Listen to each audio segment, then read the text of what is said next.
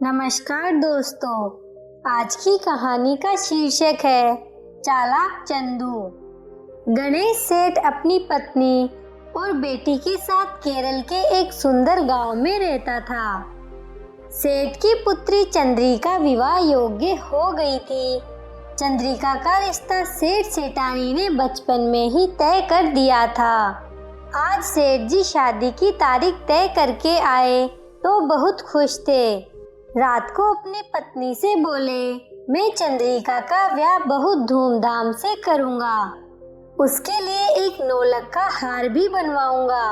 सेठानी बोली, हाँ, चंद्रिका नौलख का हार में कितनी सुंदर लगेगी, मगर आप हार बनवाएंगे किससे? अपने चंदू सुनार से बनवाऊंगा। वो अपने बारीक काम और सफाई के लिए पूरे केरल में मशहूर है। सेठ जी बोले, केवल काम की सफाई के लिए नहीं।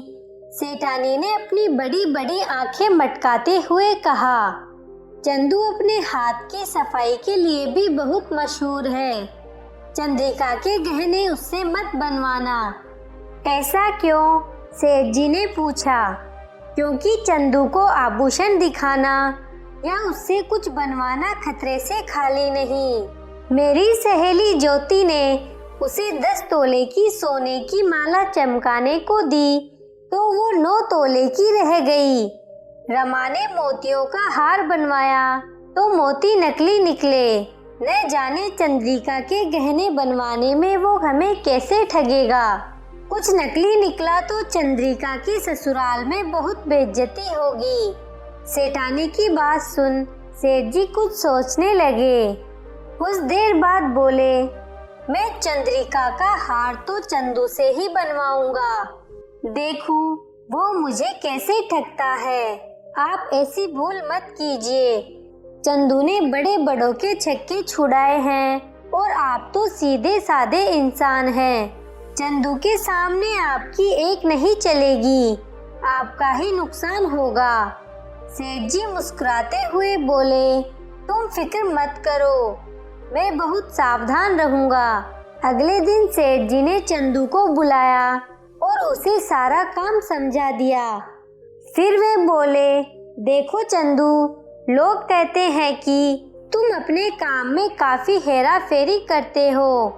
चंद्रिका के गहनों में मैं ठगा जाना नहीं चाहता, इसलिए मेरा एक आदमी हमेशा तुम्हारे साथ रहेगा और तुम मेरे कायला के पार बने मकान में काम करोगे। सेठ जी की बात सुनकर चंदू दुखी हो गया। वह बोला, सेठ जी, मुझे इतना शर्मिंदा न करिए। चंद्रिका बिटिया मेरी बेटी जैसी है, भला मैं उसके गहने बनाने में बेईमानी क्यों करूँगा। आप बस बता दें, मैं सब तैयार करके ले आऊँगा।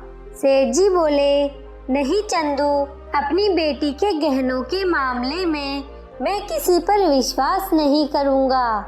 काम तुम्हें मेरे घर में मुरली की निगरानी में ही करना होगा। अगले दिन से हार पर काम शुरू हो गया। हर रोज सवेरे सेठ जी अधबना हार और बचा सामान तिजोरी से निकालकर चंदू को देते। फिर चंदू और मुरली नाव द्वारा कायला पार कर छोटे मकान में जाते। चंदू काम पर लग जाता और मुरली उसकी निगरानी में। चंदू को सेठ जी की बात का बुरा तो लगा था, मगर वो यह सोचकर खुश था कि उसका बनाया हार चंद्रिका के गले में बहुत ही सुंदर लगेगा। अब वह खुशी खुशी हार बना रहा था, मगर मुरली उसे शांति से काम करने दे तब ना। अगर चंदू सिर खुजलाता तो मुरली उसके बाल टटोलता। अगर वो अपने रुमाल में छींकता तो मुरली उसका रुमाल देखने को तैयार हो जाता। एक दिन जब खाना खाकर चंदू ने मुंह पोंछा तो हद ही हो गई। मुरली चंदू की मूंछ में छिपे हीरे जवाहरात ढूंढने लगा। चंदू ने एक बार तो तय कर लिया कि वह गहने नहीं बनाएगा, मगर चंद्रिका बिटिया का ख्याल आते ही उसका दिल पसीज गया। उसने मन ही मन सोचा, हार बना लूं, फिर सेठ जी और मुरली को मजा चखाऊंगा। धीरे धीरे अन्य आभूषण तैयार हो गए और तिजोरी में बंद हो गए। बस नौलख का हार को चमकाना बाकी था। सवेरे सवेरे हार लेकर चंदू और मुरली कायला पार कर अपने अपने काम पर लग गए। दोपहर तक हार सूरज जैसा चमकने लगा था। हार को एक लाल रेशम के कपड़े से ढकी तस्तरी में सजा चंदू नाव में बैठ गया। मुरली नाव चलाने लगा। नाव कायला के बीच में पहुंची ही थी कि चंदू ने दूर से आते हुए सेठ जी को देखा। खुशी के मारे चंदू नाव में खड़ा हो गया और जोर जोर से हाथ हिलाते हुए उन्हें बुलाने लगा। अरे अरे अरे, ये क्या कर रहे हैं? मुरली ने घबराकर कहा। उसके देखते ही देखते चंदू की हरकत के कारण नाव पलट गई। चंदू, मुरली और हार वाली तस्तरी सब पानी में जा गिरे। बड़ी कठिनाई से नाव, मुरली और हार समेत चंदू सुनार को कायला से बाहर निकाला गया। उन्हीं भीगे कपड़ों में चंदू ने हार वाली तस्तरी सेठ जी को सौंपी और अपना मेहनताना लेकर घर लौटा। सेठ जी खुशी से फूले नहीं समाये। पूरे गांव में खबर फैल गई कि सेठ जी चंदू से तेज निकले। शादी के दिन जब सेठानी ने चंद्रिका को हार पहनाने के लिए डिब्बा खोला तो उसका दिल धक से रह गया। वह चमकता हुआ हार काला पड़ गया था। जब सेठ जी को यह पता चला तो उन्हें भी धक्का लगा। आखिरकार चंदू सुनार ने उनको ठग ही लिया। सेठ जी ने तुरंत चंदू को बुलवा भेजा। चंदू भी हंसता हुआ आ गया। सेठ जी के हाथ में असली हार रखते हुए बोला, यह लीजिए आपका हार। मेरे वादा करने पर भी आपने मुझ पर विश्वास नहीं किया, इसलिए आपको सबक सिखाने के लिए मैंने यह सब किया। मगर सेठ जी अचंभित होकर बोले, आखिर तुमने यह सब कब और कैसे किया?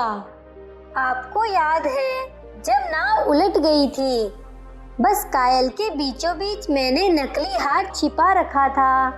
जब मैं पानी में गिरा तब मैंने हार बदल दिया, फिर रात को आकर असली हार पानी से निकाल लिया। चंदू की चालाकी सुन सेठ जी के चेहरे पर मुस्कान आ गई। आपको ये कहानी कैसी लगी नीचे कमेंट करके ज़रूर बताइएगा। अगर आपको कहानी पसंद आई हो तो अपने दोस्तों के साथ जरूर शेयर करें और ऐसी ही प्यारी कहानियाँ सुनने के लिए हमारे YouTube चैनल को सब्सक्राइब करें। धन्यवाद।